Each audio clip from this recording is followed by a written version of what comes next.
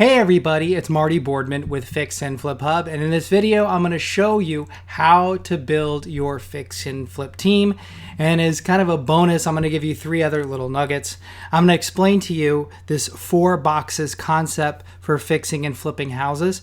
I'm also going to tell you where these team members are and who they are. So not just how to build your fix and flip team, but who these team members are, where to find them. And then I'm going to start out really by talking about this 4 boxes concept, because I think it'll really kind of crystallize for you in your head why these team members are important and in each category of your fix and flip business. Now, pictured here, you see Manny, my business partner, Manny Romero, and I, and kind of sandwiched in between us is 3 of our best. That's Julio to Manny's left there. He's a general contractor.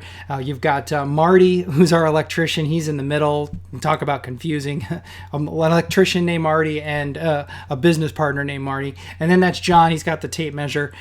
He's our HVAC tech. So I wanted to use this picture. This is actually in an attic of a property that we're actually finishing in Wisconsin. And I wanted to share this picture with you because a lot of people think when they're building a fix and flip team, it consists of strictly contractors, and that's not really the case. They're certainly an important piece of the puzzle, but they're not the only people you need to have on your fix and flip team. And that's why I wanted to get into detail a little bit here with this 4 boxes concept. Now, I learned this concept from a very successful fix and flip investor in Phoenix. And I met this investor in 2008 after the real estate market had crashed here. And at the time, believe it or not, I owned like 65 houses when the market went in the tank. So I lost my ass in the market crash. And I was blessed. A pastor in my church introduced me to this investor, and he was fixing and flipping houses in Phoenix, buying most of these houses at trustee sales. And I was introduced to this guy. He felt sorry for me, took pity on me, and he brought me into his operations as a project manager, and I managed a lot of his fix and flip projects in the west side of Phoenix. And I'll never forget, he brought me into his office and he sat down and he got out a piece of paper, a notebook piece of paper, and he drew a picture of a box, 4 boxes. And inside each box he wrote acquisition, rehab, sales, and capital. And he said, Marty, it doesn't matter if you're fixing and flipping one house at a time, maybe you just want to do a couple deals a year to supplement your income, or you want to run a full-scale fix and flip business like I do, rehabbing 10, 15, 20 houses a month. He's like, every fix and flip business consists of these 4 boxes or 4 phases. And the first box is acquisition. That's the phase where you go out and find the distressed property, whether it's at an auction or it's on the MLS, it's an REO or a short sale. And then, of course, the second phase or box is the rehab, and that's the process you go through to get the house fixed up. Then this third box is the sales box. That's where you list the house for sale and put it on the market. And then the last box is the capital box. And that's, of course, you need money to buy the house, and you need money to rehab it. You need money to pay the contractors and pay for your materials. Contrary to what a lot of gurus say, you do need money to fix and flip houses. Not necessarily your own, but you do need capital. So those are your 4 boxes. And if you're just doing this yourself, you're going to be working in all 4 of these boxes almost at the same time, he said. Or you could do like me and hire somebody to manage each one of these boxes, and then you yourself just oversee the big picture, the whole operation. Or you could partner and split each one of these boxes up. It just kind of depends on where you start and where you're ready to begin in this cycle of your fix and flip business. So you may be thinking to yourself, that's a lot of hats, and you're right, it is. And actually, this is a lot of hats too. This is actually from a vacation I just took. I came back from Cancun. We stayed in a beautiful all-inclusive resort. My wife and I, my daughters, my brother and his family, and my parents. And this is my buddy Alicio, and Alicio walks up and down the beach selling hats. And as you can see, he sells these hats to touristas like us, and as you can see, we bought several of these hats. So when you're just starting out fixing and flipping houses, depending upon your comfort level, you may be operating in all 4 of these boxes at the same time. Now, ideally, my goal for you is to be like my friend and just be the CEO CEO of these 4 boxes and have somebody responsible or managing each one of these 4 phases. But when you're just beginning, that may not be the case. And that's how it was for my business partner, Manny Romero, and I. When we first began here in this acquisition box, this was my responsibility. I found the deals. I was making bids for properties at the courthouse steps. I was writing offers. I had my real estate license in Arizona and in Wisconsin. I was writing my own offers. I was doing all the work involved in acquiring distressed properties. Manny, he ran or project managed and did a lot of the rehab work at our properties, so that kept him really busy. And then on the sales side, when we got ready to relist these houses, well, the ball was back in my court, and I would list the houses for sale, and then I would deal with the buyer's agents and the buyers trying to get the houses sold and off the books.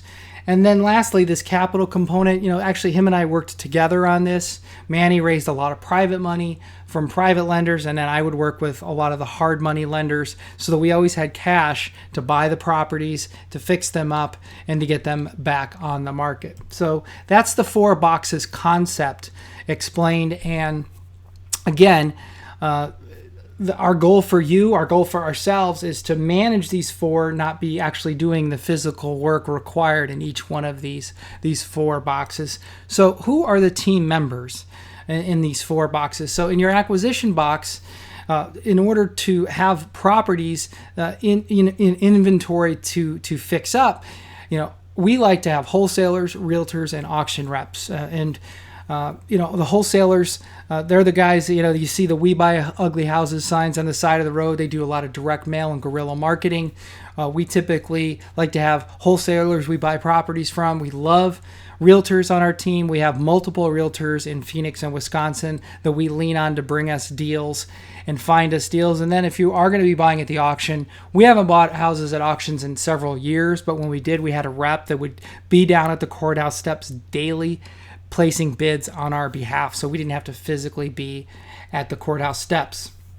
On the rehab box, you're ideally going to have not necessarily a general contractor, because they can be expensive, but a point person or a project manager who can help with the scheduling of the property or of the different trades that need to be in and out of your house, from your painters to your electricians, plumbers, flooring experts, that sort of thing. And then of course you're going to need to have contractors, right? Your electrician, plumber, HVAC tech, that kind of thing. And then lastly, it's nice to have a home inspector or inspectors on your team that can look at the house prior to you buying it to identify what some of the major issues are so that you can be sure to repair them. And then perhaps when the house is all done, have them come back and take a look at the work that was done and make sure everything was done just right. And then on your sales team, again, you want to have realtors, or a group of realtors, or at least one on your team to relist your houses for sale. And when I first started, I was listing all our houses, and we had so many properties, 6, 7, 8, 9, 10 at a time on the market. It was very time consuming dealing with all the transactional paperwork involved. So you want to ideally have a realtor on your team that can list the house for you. Yeah, you may be thinking, I could save a few bucks. I have my license. I could list it myself. That might work if you're just doing 1 or 2 deals at a time, but if you have multiple projects, it gets very time consuming. Also, want to have a designer who can help you pick or keep up with the latest styles and trends, and a stager.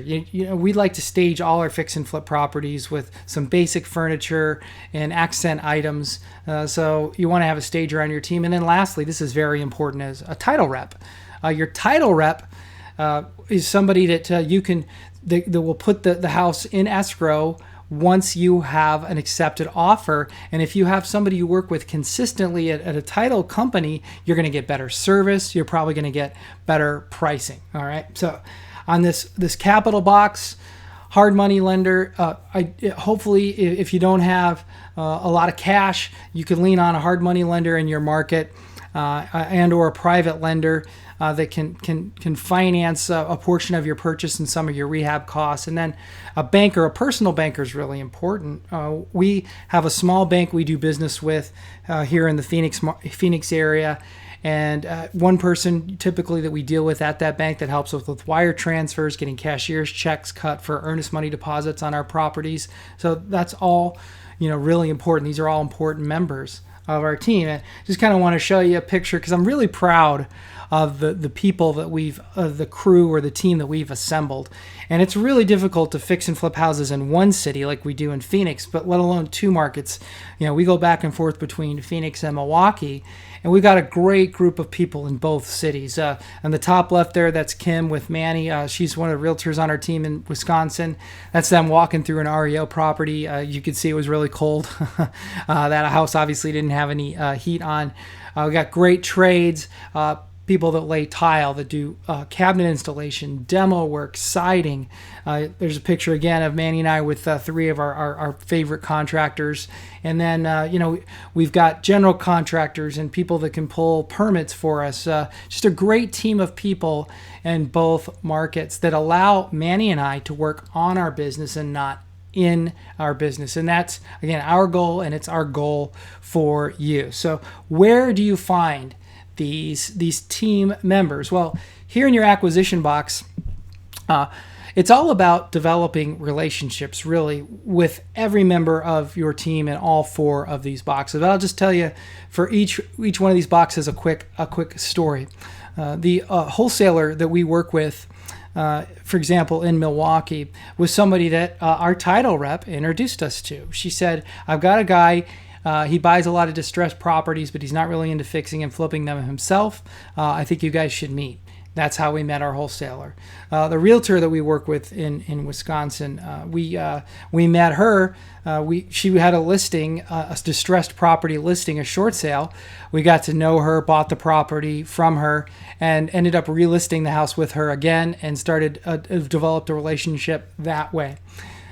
In the rehab box, contractors are an interesting breed. Typically, you start out and you have a great relationship with them, and then sometimes they start to raise their prices, or sometimes they just disappear because they can find other customers that are willing to pay more. But a lot of times, we find our contractors in the Home Depot parking lot, or in Wisconsin, Menards parking lot. The other thing, contractors like to work with other good contractors. So maybe you've already got a great painter on your team, or a great electrician, but you're looking for a plumber, or you're looking for somebody to do finished carpentry work.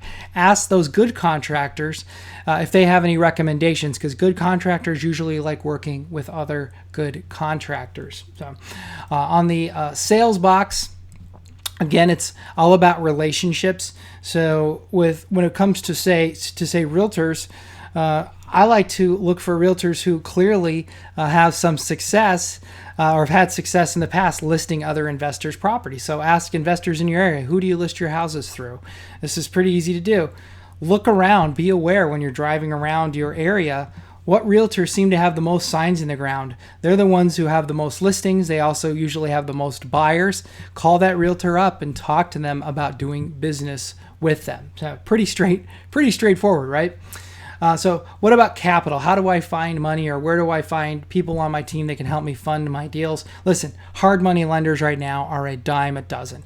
Go on Google, search hard money lenders. There are nationwide hard money lenders, a lot of them willing to finance up to 85 to 90% of your acquisition price, and almost the same 85 to 90% of your rehab. They're everywhere. Private lenders are everywhere too. I mentioned my friend who taught me this 4 boxes concept. He introduced me to a private lender he worked with. We're now in business with this private lender as well, and all this came about through the pastor of my church. So maybe you need to go to church. You can meet some potential investors and lenders there. And then, of course, I mentioned the banker relationship. I recommend finding a small local bank that you can do business with, because you're going to get better personalized customer service, and hopefully your fees and costs will be less. So all that said, building a fix and flip team, with this 4 boxes concept in mind, it's a lot easier to do if you're likable. You need to be likable. You want people to want to work with you. So you need to be easy to work with. You need to be a good leader, and not somebody who's going to beat every single person up that you meet on price, trying to constantly be getting a great deal, and beating people up. You need to be friendly. You need to be nice. Okay, so pretty straightforward. you also need to be humble. I've been in real estate for 15 years. I've done really well. I've lost everything, and then I've rebuilt my real estate empire. And all of that requires that you be humble. You're not going to meet people who are going to want to help you reach your financial goals if you're not willing to learn, if you're not willing to listen, if you act like you know it all. So be humble. Third, be decisive. Nobody wants to work with somebody who's wishy-washy, who waffles, who can't make up their mind. This goes for, when you're working on the acquisition side, you're working with a wholesaler or a realtor and you can't decide whether or not you want to buy the property. This goes to on the rehab. You can't make up your mind what color to paint the walls or what tile to choose. Nobody likes to work with somebody who can't make a quick decision, so be decisive. And then lastly, pay on time. Two quick stories here. We have a wholesaler who loves working with us. We love working with him. And he just told me recently, he said, Marty, I love working with you guys because when you tell us you're going to buy a property from us, we know you're going to come through. We know you're going to close. They love that. And so they bring us great deals. And then even one of the contractors I met at a house last year, he said, Marty, you guys should teach a class on paying on time. Contractors are going to want to work with you and are going to want to give you good prices if they know you're going to pay them quickly and on time. Pretty basic, pretty obvious, but you wouldn't believe how many fix and flip investors make this mistake or make one of these four mistakes and don't come through on a deal or on a promise that they made. So in wrapping up here and closing, if you haven't had a chance already, you want to go to our website or download our free How to Fix and Flip Your First House guide. It's 56 pages, all kinds of tips and free information on how to start your fix and flip business, how to put a contracting team together, and how to evaluate and estimate rehab costs. Again, you can get this on our website, fixandfliphouses.com. Just click on the orange button and get the guide. Or you can, here in the description of the YouTube video, download it there. I'm Marty Boardman with Fix and Flip Hub. Thanks for watching.